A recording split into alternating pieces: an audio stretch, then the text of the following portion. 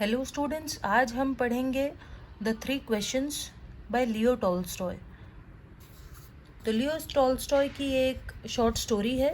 Leo Tolstoy का introduction यहाँ दिया है, सबसे पहले हम उसे समझ लेते हैं। लियो टॉल्स्टॉय जो कि 1828 में बॉर्न हुए थे और 1910 में जिनकी डेथ हुई थी, वॉज अ रशियन राइटर। ये एक रशियन राइटर थे who is regarded as one of the greatest authors of all time. और ये बहुत ही फेमस और ग्रेट समझे जाने वाले राइटर हैं। He first achieve literary acclaim in his 20s, यानी जब वो सिर्फ 20 से 30 के बीच में यानी 20s में थे, तब उन्हें शोहरत हासिल हुई। लिटरेरी एक्लेम, एक्लेम मीन्स शोहरत, लिटरेरी यानी कि लिटरेचर में, एक्लेम मतलब शोहरत। तो लिटरेचर में शोहरत उन्हें अपने 20s में ही हासिल हो गई थी with his semi autobiographical trilogy childhood, boyhood and youth. तो अपने बारे में सेमी ऑटोबायोग्राफिकल यानी कि अपनी ही स्टोरी इन्होंने लिखी थी। सेमी मतलब पूरी तरीके से इनकी ज़िंदगी पर आधारित नहीं थी, लेकिन काफ़ी हद तक इन्होंने अपनी ही ज़िंदगी के बारे में ये बुक लिखी, जिसका नाम था चाइल्डहुड, बॉयहुड और यूथ। ट्रायोलॉजी मतलब 3 पार्ट्स में ये बुक थी। ओके, सो अब ये जो स्टोरी है द थ्री क्वेश्चंस, वो एक पैरेबल है। पैरेबल का मतलब ही है एक शॉर्ट स्टोरी। तो parable is a short story with a moral lesson, और इसमें एक लेसन है, सीखने को हमें मिलता है एक moral. Parable usually has human characters. So जो पैरेबल होता है, शॉर्ट स्टोरी होती है, उसमें ह्यूमन कैरेक्टर्स होते हैं, इंसानों के बारे में होती है ये कहानी। This parable concerns a king who wants to find the answers to what he considers to be the 3 most important questions in life। तो ये कहानी एक ऐसे राजा के बारे में है जो तलाश कर रहे हैं जवाब, आंसर्स की तलाश है, जिनको 3 सबसे ज़्यादा इम्पोर्टेंट क्वेश्चंस के जवाब। तो ऐसे 3 क्वेश्चंस जिनको वो समझते हैं कि ये दुनिया के सबसे इम्पोर्टेंट क्वेश्चंस है, उन 3 क्वेश्चंस के वो जवाब तलाश कर रहे हैं। चले देखते हैं कि क्या उनको उन 3 क्वेश्चंस के जवाब मिले भी या नहीं। तो देखिए यहाँ से अब स्टोरी स्टार्ट होती है। Once a certain king had an idea. तो एक बार एक किंग को एक आइडिया आया। क्या आइडिया आया? If he always knew the right time to begin everything. अगर उस राजा को ये पता हो कि कौन सा काम किस समय पे चालू होना चाहिए। Okay, if he knew who were the right people to listen to. और अगर उसे ये पता हो कि कौन से वो राइट लोग हैं जिनका कहना मुझे मानना चाहिए, जिनकी बातें मुझे सुननी और माननी चाहिए। एंड हु टू अवॉइड, और किसे अवॉइड करना चाहिए। The most important thing to do. और इसके अलावा अगर उसे ये पता हो कि सबसे ज़्यादा इम्पॉर्टेंट चीज़ क्या है करने के लिए, तो वो कभी भी अनसक्सेसफुल नहीं हो सकता। He would never fail in anything. तो वो कभी भी किसी चीज़ में फेल नहीं होगा और हमेशा सक्सेसफुल होगा। दैट ही वुड अंडरटेक, जो भी काम हाथ में लेगा वो सारे काम सफल होंगे।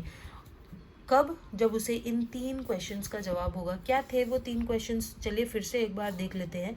अगर उसे ये पता हो कि किसी भी काम को करने का सबसे राइट टाइम क्या होता है, कौन से वो सबसे राइट लोग हैं जिनकी बातें मानी जाए और सुनी जाए, और कौन सा वो काम है जो सबसे ज़्यादा इम्पोर्टेंट है जिसको करना चाहिए, इन 3 बातों को अगर उसे पता होगा तो वो डेफिनेटली हमेशा सक्सेसफुल होगा, ऐसा उसने सोच लिया था। तो क्योंकि वो सोच रहा था कि जो भी उसने सोचा है कि ये 3 क्वेश्चंस का उसे आंसर ढूंढना ही चाहिए, तो उसे क्या किया? He had a proclamation made. उसने एक प्रोक्लेमेशन का मतलब होता है अनाउंसमेंट। पब्लिक में जाकर उसने अनाउंस कर दिया अपने किंगडम में कि क्या अनाउंस किया, देखिए, he would give a great reward to anyone who would teach him what the right time was for every action. तो वो एक बहुत ही बड़ा अवार्ड देगा उस इंसान को जो उसे सिखाएगा कि किसी भी एक्शन को करने का सबसे अच्छा समय कौन सा है। Who the most necessary people were, कौन वो लोग हैं जो सबसे ज़्यादा ज़रूरी होते हैं और जिनकी उसे बातें सुननी चाहिए।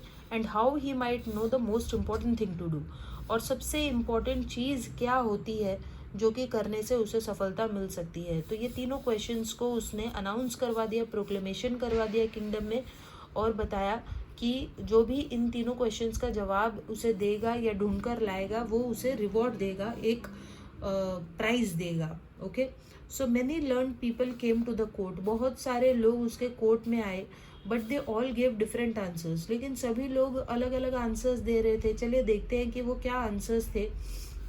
इन reply to the first question, जो उसका फर्स्ट क्वेश्चन था कि सबसे राइट टाइम क्या होता है किसी भी काम को शुरू करने का, उसके जवाब में देखिए लोगों ने क्या कहा. In reply to the first question some said, कुछ लोगों ने कहा that to know the right time for every action one must draw up in advance a table of days, कि अगर हमें वो राइट टाइम पता करना है कि किसी भी काम को शुरू करने के लिए राइट टाइम क्या होता है, तो हमें एक टाइम टेबल बना लेना चाहिए पहले से ही, जिसमें डेज, मंथ्स और ईयर्स सब कुछ लिखा हो, और उस टाइम टेबल के हिसाब से हमें काम करना चाहिए. तो सफलता ज़रूर मिलेगी अगर हम उसके हिसाब से, उस टाइम टेबल के हिसाब से चलेंगे. तो must live strictly according to it, यानी कि अगर हम उस टाइम टेबल के हिसाब से जिएंगे, लिव करेंगे, तो हमें सफलता मिलेगी.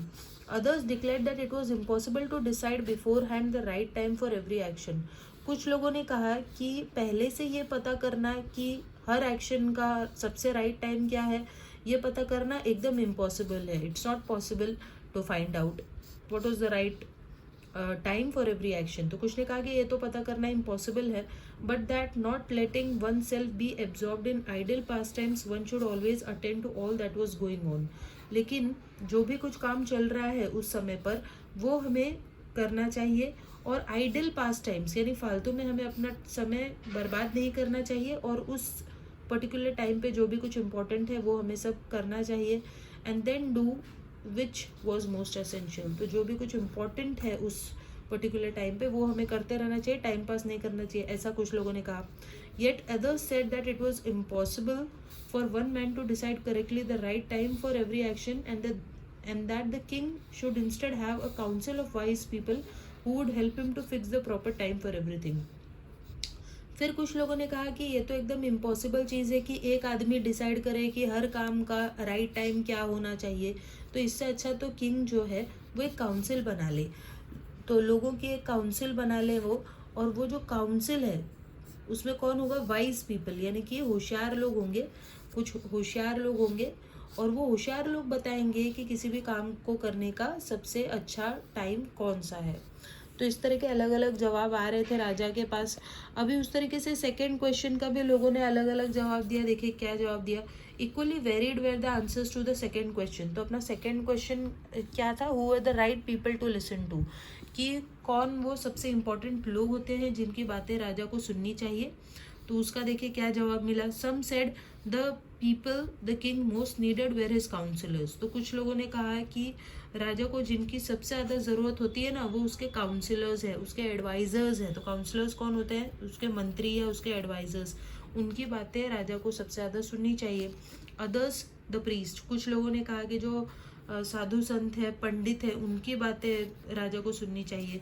अदर्स द डॉक्टर्स, कुछ लोगों ने कहा कि डॉक्टर्स की बातें सबसे ज़्यादा मानी जानी चाहिए.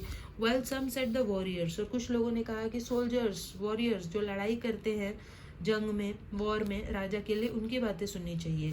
तो इस तरीके से अलग अलग आंसर्स आ रहे थे राजा के पास सेकेंड क्वेश्चन के लिए भी. अभी देखिए थर्ड क्वेश्चन के लिए क्या जवाब आया. To the third question about what was the most important occupation, occupation यानी कि काम. तो जो थर्ड क्वेश्चन था उसके लिए भी कई जवाब आए. देखिए क्या जवाब आए. Some replied that the most important thing in the world was science. कुछ ने कहा कि सबसे इम्पोर्टेंट चीज़ जो है जो हमें परस्यू करनी चाहिए, जो जिस पर ध्यान देना चाहिए, वो है science. Other said it was skill in warfare. कुछ ने कहा कि ये सबसे इम्पोर्टेंट चीज़ जो राजा को आनी चाहिए वो है वॉरफेयर. वॉरफेयर यानी जंग को लड़ने में जो भी स्किल्स इस्तेमाल होती है, जैसे कि फॉर एग्जांपल तलवारबाजी, तलवार चलाना. तो यहाँ पे मैं लिख देती हूँ तलवार, आपको याद रहेगा. तलवार चलाना या घुड़सवारी करना, ओके, यानी कि घोड़े पर बैठना, ये सारी जो स्किल्स हैं जो कि जंग लड़ने में यूज़फुल हैं, वो सारी चीज़ें राजा को आनी चाहिए. And others again that it was religious worship. और कुछ लोगों ने कहा कि सबसे इम्पोर्टेंट चीज़ तो भगवान की पूजा है, पूजा पाठ है. रिलीजियस वर्शिप यानी कि पूजा पाठ. तो the king was convinced by none of these answers. लेकिन इनमें से कोई भी जवाब किंग को रास नहीं आया, पसंद नहीं आया. And gave the reward to none. और राजा ने किसी को भी प्राइज नहीं दिया, रिवॉर्ड नहीं दिया। ओके, तो उसे अभी भी अपने क्वेश्चंस के आंसर्स की तलाश थी।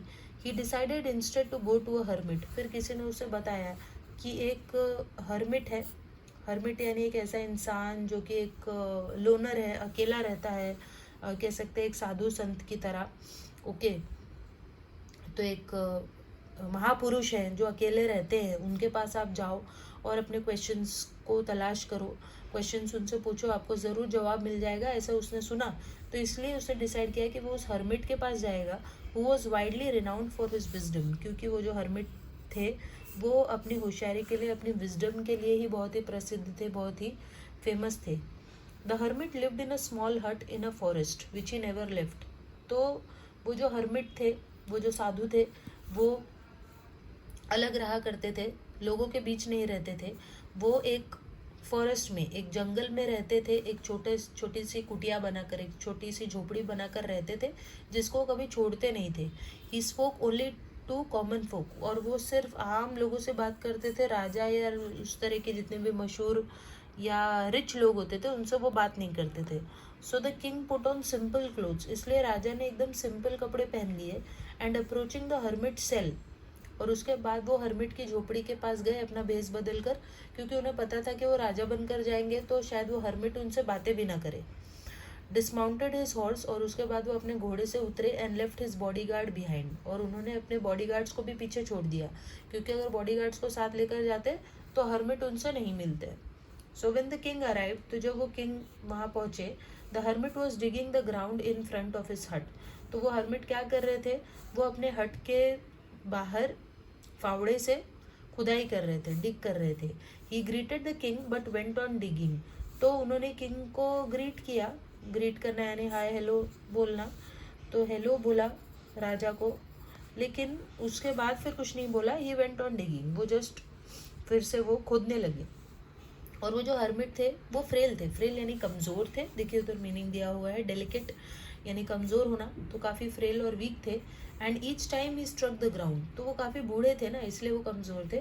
और जितनी बार वो अपने फावड़े से ज़मीन पर वार करते, खोदते, he turned over a little earth, थोड़ी सी मिट्टी बाहर आती, लेकिन उसके साथ साथ क्या होता, वो एक गहरी सांस लेते। ही ब्रेथ्ड हेविली, तो एक गहरी सांस लेते, इसीलिए क्योंकि उन्हें बहुत ही प्रेशर लगाना पड़ रहा था, जोर लगाना पड़ रहा था।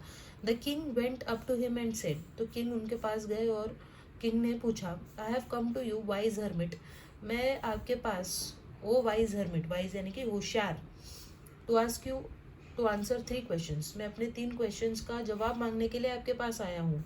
How can I learn to do the right thing at the right time, who are the people I most need and to whom should I therefore pay most attention, and what affairs are the most important and need my first attention. तो जाते ही king ने hermit के सामने अपने तीनों questions को दोहरा दिया और कहा कि मैं इन 3 क्वेश्चंस का जवाब लेने के लिए आया हूँ, कि मैं कैसे पता करूँ कि किसी भी काम को करने का सबसे सही समय क्या है, और वो कौन से लोग हैं जिनकी मुझे सबसे ज़्यादा ज़रूरत है और उनके ऊपर मुझे ध्यान देना चाहिए, and what affairs are the most important, ऐसे वो कौन से काम हैं, ऐसी वो कौन सी चीज़ है जो मुझे सबसे ज़्यादा इम्पोर्टेंस रखती है मेरे लिए और उसे मुझे वो करना चाहिए। आप मुझे ये तीनों क्वेश्चंस का जवाब बताइए। The hermit listen to the king, hermit राजा की बातों को सुन तो रहे थे बट सेड नथिंग, लेकिन उन्होंने कुछ भी नहीं कहा। He just spat on his hand, उन्होंने बस थूका अपने हाथ पे और फिर से वो डिग करने लगे, यानी फिर से वो खुदाई करने लगे। रेज्यूम्ड का मतलब फिर से किसी काम को करने लगना। The king watched in silence for a while, कुछ देर तक तो किंग शांति से देखते रहे। Than feeling sorry for the hermit, लेकिन बाद में फिर उन्हें बहुत बुरा लगा उस हर्मिट के लिए कि भाई इतना बूढ़ा इंसान इतनी मेहनत कर रहा है। He said you are tired, उन्होंने कहा कि आप थक गए हो, let me take the spade and work a while for you, आप मुझे अपना स्पेड दे दो, स्पेड यानी कि अपना फावड़ा दो और मैं आपके लिए थोड़ी देर काम करता हूँ। The hermit silently handed over the spade and sat down on the ground, तो वो जो हर्मिट था उन्होंने अपना स्पेड फावड़ा राजा को दे दिया और नीचे वो बैठ गए ग्राउंड पर। When he had dug 2 beds, तो जब राजा ने, यहाँ पे बेड का मतलब सोने वाला बेड नहीं है, बेड बेसिकली वो गड्ढा है जो कि किसी पेड़ को या पौधे को लगाने के लिए खोदा जाता है। तो जब राजा ने 2 बेड्स, 2 गड्ढे बना लिए थे, उस तरह के खोद लिए थे, तो the king stopped and repeated his questions, तो किंग फिर से रुक गए और उन्होंने अपने क्वेश्चंस को फिर से दोहराया, इस होप में कि शायद हर्मिट उसका जवाब देंगे, लेकिन हर्मिट फिर से कुछ नहीं बोल रहे थे. The hermit again gave no answer, हर्मिट ने फिर से कोई जवाब नहीं दिया. But rose stretched out his hand for the spade, बस वो खड़े हो गए, रोज का मतलब है यहाँ पर खड़े हो जाना, और उन्होंने अपना हाथ आगे बढ़ाया और फावड़ा मांगा. And said now rest a while, और उसके बाद राजा से कहा अब तुम आराम करो, let me work a bit, मुझे काम करने दो. But the king did not give him the spade and continue to dig, लेकिन राजा ने फावड़ा नहीं दिया और वही खुदाई करता रहा. 1 hour passed एंड अनदर, उसके बाद तो 1 घंटा बीत गया और फिर दूसरा घंटा बीत गया. The sun began to sink behind the trees, जो सूरज था वो पेड़ों के पीछे सिंक यानी कि डूबने लगा, यानी शाम होने लगी. And the king at last stuck the spade into the ground and said, finally king थक गए और उन्होंने फावड़े को जमीन पर स्टक कर दिया. स्टिक करना यानी कि बस लगा दिया जमीन पर. And said I came to you wise one for an answer to my questions, if you can give me none please say so and I will go home. तो अब थक कर फ्रस्ट्रेट होकर किंग ने फाइनली हर्मिट से क्या कहा कि मैं आपसे अपने क्वेश्चंस के जवाब मांगने के लिए आया था, तो अगर आप मुझे जवाब नहीं दे सकते हैं तो ऐसा मुझे बता दो, तो मैं अपने घर चला जाता हूँ. हियर कम समवन रनिंग, देखो कोई भागते हुए आ रहा है, सेड द हर्मिट. तो जवाब देने की जगह हर्मिट ने कहा कि अरे देखो कोई भागकर आ रहा है, let us see who it is, चलो देखते हैं कि ये कौन आ रहा है भागकर.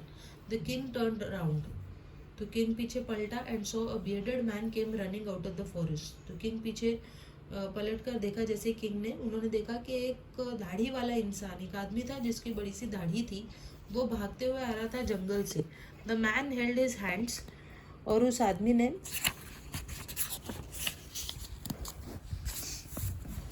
Held his hands pressed against his stomach, उस आदमी ने अपने हाथों से अपने स्टमक को, अपने पेट को पकड़ रखा था. And blood was flowing from under them, और उसके हाथों के नीचे से पेट से खून निकल रहा था.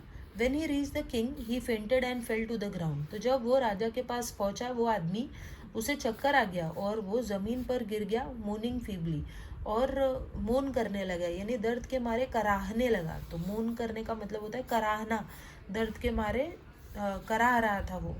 ओके, क्योंकि शायद उसके पेट पर कोई चोट थी, उसे कुछ लग गया था और खूब सारा खून उसके पेट से आ रहा था.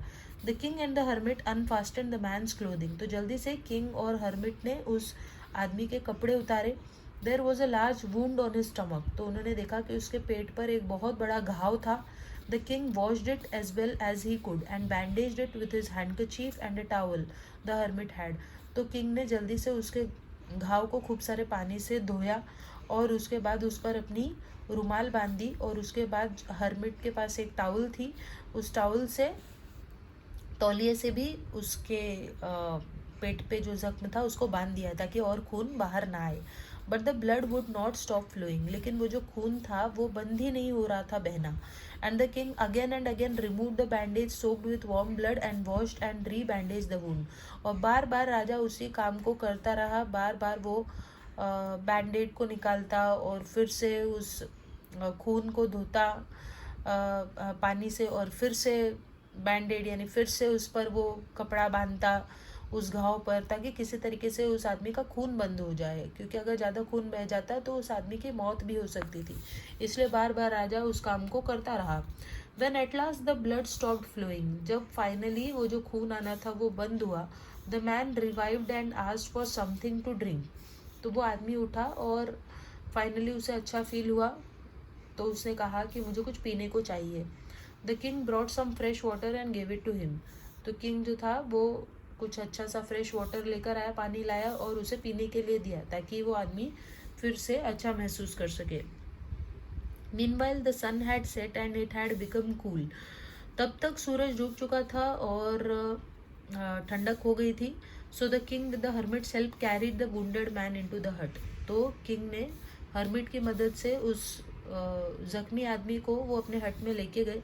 The man lay their quietly with his eyes close, तो आदमी उधर हट के अंदर लेटा हुआ था, उसकी आंखें लेकिन अभी तक बंद थी. By now the king was so tired after his walk and the work he had done that he lay down himself and also fell asleep. अब तक राजा भी बहुत ज़्यादा थक गए थे अपना काम करके, और इसीलिए वो भी नीचे लेट गए और उन्हें तुरंत नींद आ गई. When he awoke in the morning, it took him some time to remember where he was and who was the strange bearded man lying by his side and gazing intently at him. तो जब सुबह सुबह राजा उठे finally अपनी नींद से, तो उन्हें थोड़ा टाइम लगा. इट टुक सम टाइम, उन्हें थोड़ा टाइम लगा ये याद करने के लिए कि वो कहाँ थे और वो जो स्ट्रेंज अजीब सा दाढ़ी वाला आदमी था वो कौन था, और वो क्यों उन्हें इतना इंटेंटली यानी कि बहुत ही अटेंशन के साथ स्टेयर कर रहा था, देख रहा था. क्यों देख रहा था वो आदमी, देखो यहाँ पे वो बताएगा. Forgive me. तो वो जो दाढ़ी वाला आदमी था वो राजा से कहता है मुझे माफ़ करें, मुझे माफ़ कर दीजिए. said the bearded man in a weak voice when he saw that the king was awake and was looking at him. तो जब उसने देखा उस दाढ़ी वाले आदमी ने कि राजा उसी की तरफ देख रहा है, तो उसने राजा से माफ़ी मांगी. I do not know you and I have nothing to forgive you for, said the king. तो राजा ने कहा है कि मैं तो तुम्हें जानता तक नहीं, तो मैं तुम्हें किस बात के लिए माफ़ी मांगू जब तुम्हें जानता भी नहीं हूँ. You do not no me but I know you. तो उस आदमी ने कहा है कि आप मुझे नहीं जानते हो लेकिन मैं आपको जानता हूँ. I am that enemy of yours who swore to revenge himself on you because you executed his brother and seized his property. मैं आपका वो दुश्मन हूँ. I am that enemy of yours. तो मैं आपका वो दुश्मन हूँ जिसने ये डिसाइड किया था कि वो आपसे बदला लेगा, रिवेंज लेगा. रिवेंज लेना यानी कि बदला लेना. तो मैंने डिसाइड किया था कि मैं आपसे बदला लूँगा. किस बात के लिए बदला लेगा, क्योंकि आपने उसके ब्रदर को एग्जीक्यूट, आपने मेरे भाई को एग्जीक्यूट यानी मौत के घाट उतार दिया था, मरवा दिया था, और हमारी प्रॉपर्टी भी आपने छीन ली थी. इसलिए मैंने एक कसम खाई थी कि मैं आपसे बदला लूँगा. I knew you had gone alone to see the hermit. मैं जानता था कि आप उस हर्मिट से मिलने के लिए अकेले गए हैं जंगल में. And I resolve to kill you on your way back. और मैंने ये डिसाइड किया था कि आप जब वापस आएंगे, अकेले आएंगे, तो तब मैं आपको मार दूंगा. But the day passed. लेकिन पूरा दिन निकल गया और आप आए ही नहीं. So I came out of my ambush. इसलिए मैं जहाँ छुपा हुआ था, एम्बुश मीन्स मीनिंग दिया हुआ है यहाँ पे place of hiding before attack. तो जहाँ पे मैं छुपा हुआ था, प्लेस ऑफ हाइडिंग, वहाँ से मैं बाहर आया आपको ढूंढने के लिए. योर बॉडी गार्ड्स रिकोगनाइज मी. आपके बॉडी गार्ड्स ने मुझे पहचान लिया और मुझे घायल कर दिया. आई एस्केप फ्रॉम देम. मैं उनसे बच तो गया लेकिन इतना खून बह रहा था कि वो मर जाता. But would have bled to death. लेकिन इतना खून बहने की वजह से मैं मर जाता. Had you not dressed my wound. तो अगर आप मेरे जख्म को भरते नहीं और खून बहना रोकते नहीं तो शायद मैं मर जाता. I wish to kill you but you have save my life. तो मैं तो आपको मारना चाहता था लेकिन आपने मेरी ज़िंदगी बचाई है. Now if I live and if you wish it I will serve you all my life.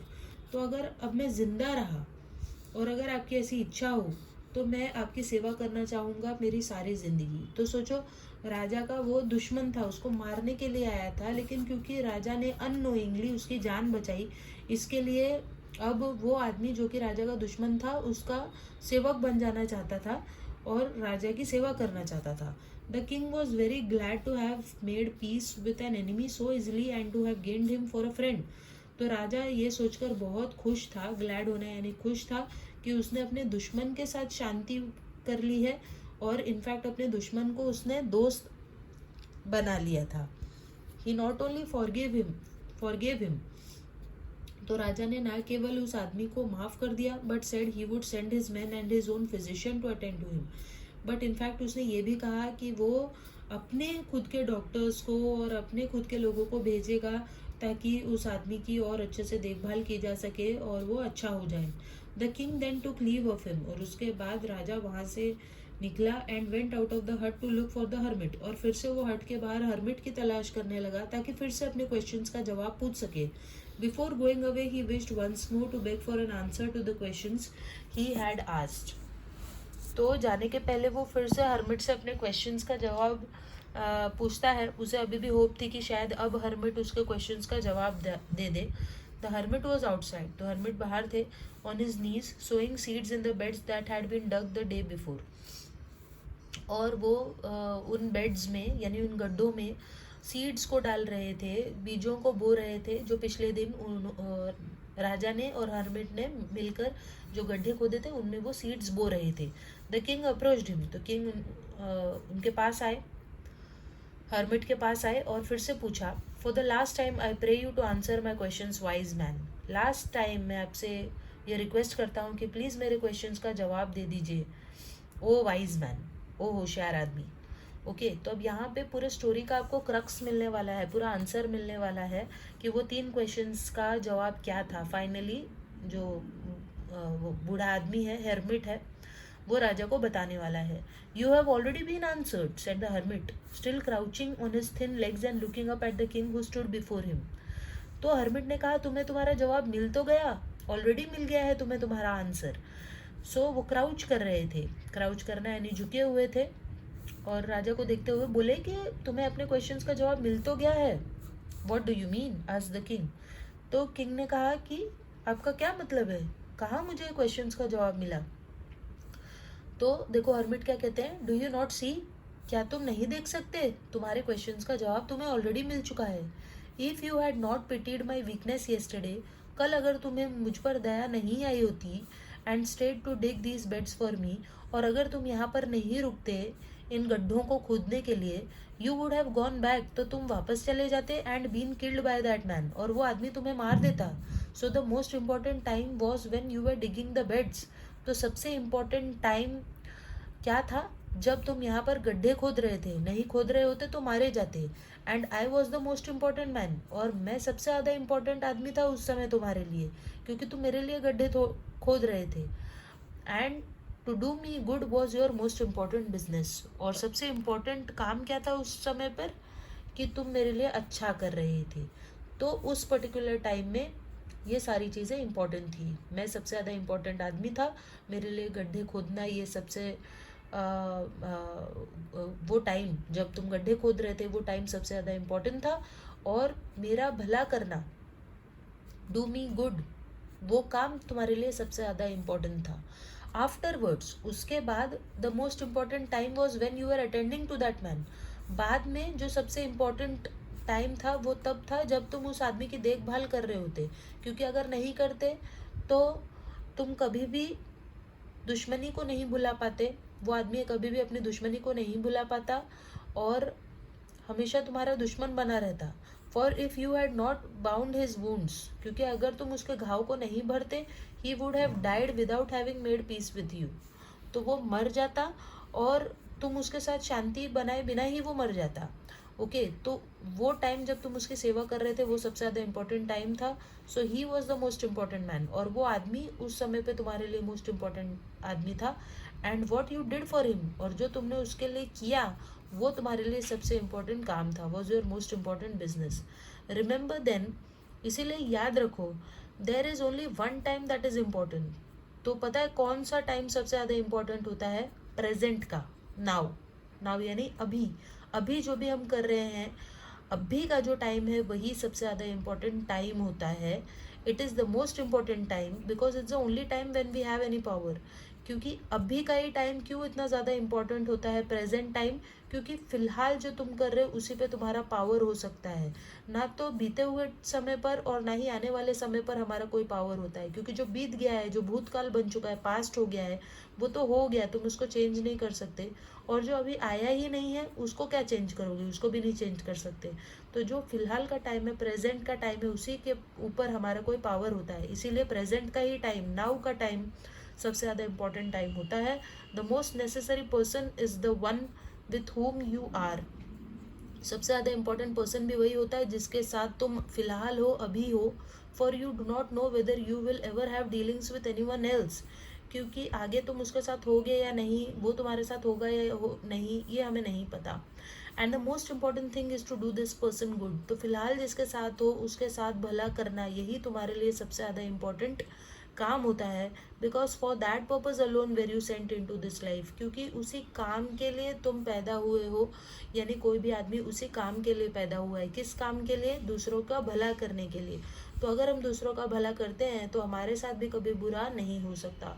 इसीलिए इस तरीके से उस वाइस हर्मिट ने बहुत ही होशियारी से राजा को उसके 3 क्वेश्चंस का जवाब दे दिया कि सबसे ज़्यादा इम्पोर्टेंट जो टाइम होता है वो है फ़िलहाल का टाइम, प्रेजेंट टाइम।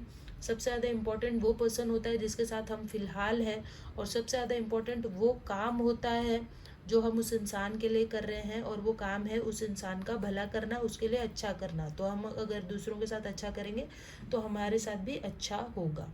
तो यहाँ पे लास्ट पैराग्राफ में आपको अपने तीनों क्वेश्चंस का जवाब मिल जाता है, और हर्मिट ने राजा को बहुत ही होशियारी से वो तीनों क्वेश्चंस के जवाब दे दिए। सो आई होप आपको स्टोरी अच्छे तरीके से समझ में आई होगी, और फिर भी कोई डाउट्स है तो आप वीडियो के नीचे कमेंट करके पूछ सकते हैं। तो वीडियो पसंद आया हो तो एक लाइक शेयर कर दीजिए और सब्सक्राइब भी कर दीजिए। तो मिलते हैं नेक्स्ट वीडियो में। Thank you.